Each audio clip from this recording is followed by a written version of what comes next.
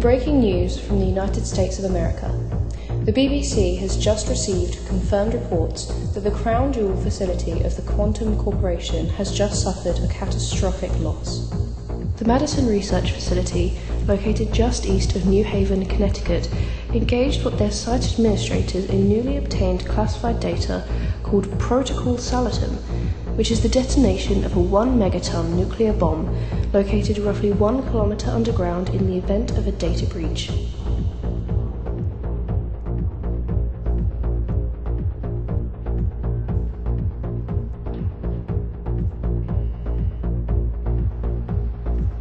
That's right. The detonation of this warhead marks the first nuclear detonation in history whose purpose was not under guise of testing.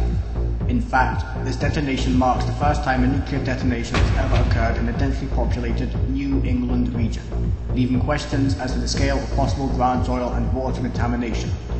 Historically, the most prominent nuclear tests occurred at the Nevada test site, with temporary test sites established along the conterminous United States and off in the Pacific Ocean.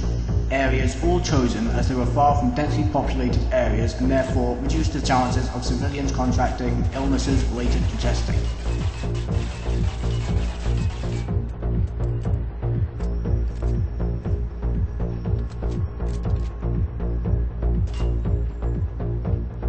As mentioned earlier, analysts were able to ascertain the purpose of Protocol Salatum as being an emergency protocol to destroy the facility in the event of a critical data breach, the data being of a lab division called Epsilon 8.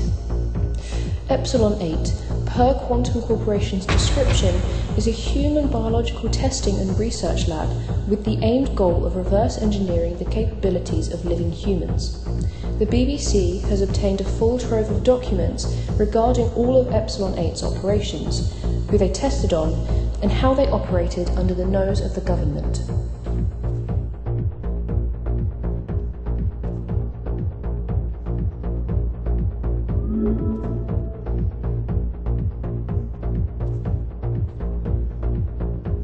Testing ranged from various different branches of biosciences, mostly having to do with neurology, cardiology, and virology. While we will not discuss the more gruesome aspects of the Epsilon 8 program on this news report, mild experiments range from mind-controlled sleeper agents to CRISPR-based genetic engineering. Overall, there were 152 subjects named on the subject roster, most of them stemming from a lower-class background and half of them presently deceased.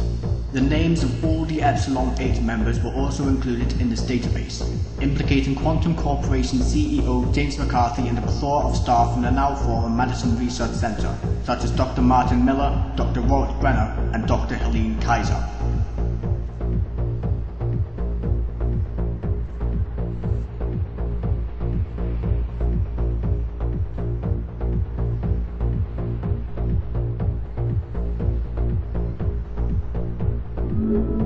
As such, members of the Epsilon 8 program were apprehended and detained by federal authorities, the United States Attorney General Edwin Meese issuing a press release stating that the Department of Justice would file a criminal suit against members of Epsilon 8 for high treason against the United States, conspiracy against the United States, 43 counts of second-degree murder, 26 counts of voluntary manslaughter, 102 cases of kidnapping, fraud, and criminal malfeasance.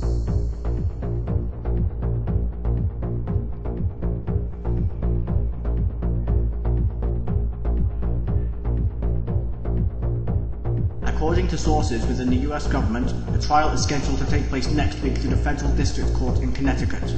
This court case could mark the first potential treason conviction case since 1945's Kramer versus the United States.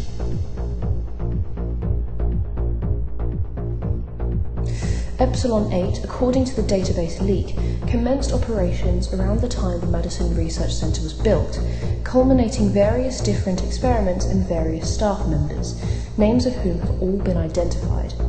Epsilon 8 used accounting tricks to throw government subsidy money into a black budget, accumulating millions to almost billions of dollars in funding.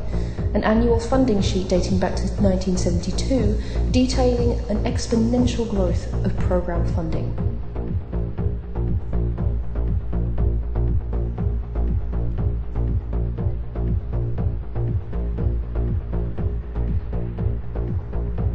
According to the US government and even the Epsilon 8 database, the government had zero knowledge of the existence of the Epsilon 8 program, with Epsilon 8 members stating that the laboratory was intentionally hidden in the deepest part of the facility to, quote, deter employees or government officials from stumbling upon it, end quote. We'll have more for you after the break.